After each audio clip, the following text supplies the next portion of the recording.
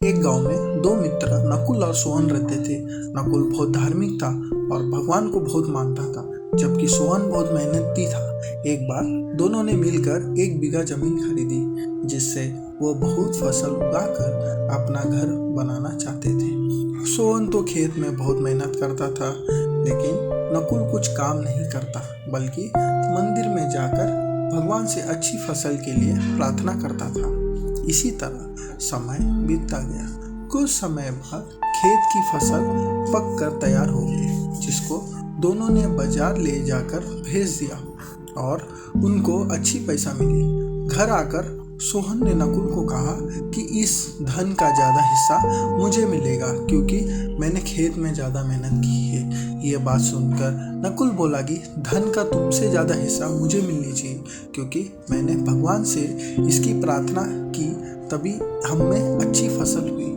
भगवान के बिना कुछ संभव नहीं है। जब वो दोनों इस बात को आपस में नहीं सुलझा सके, तो धन के बंटवारे के लिए दोनों गांव के मुखिया के पास पहुंचे।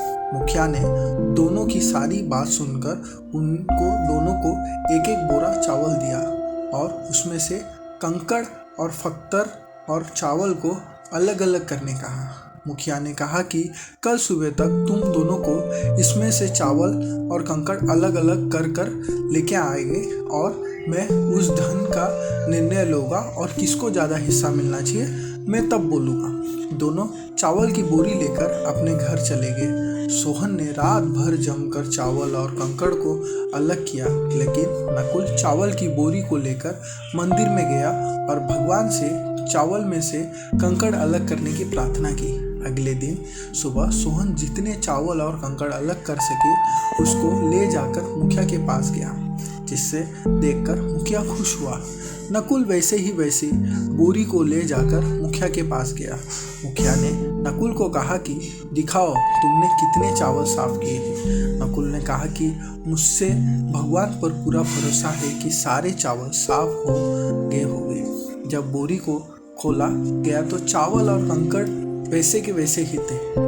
जमींदार ने नकुल को कहा कि भगवान भी तभी सहायता करते हैं जब तुम मेहनत करते हो। जमींदार ने धन का ज़्यादा हिस्सा सोहन को दिया।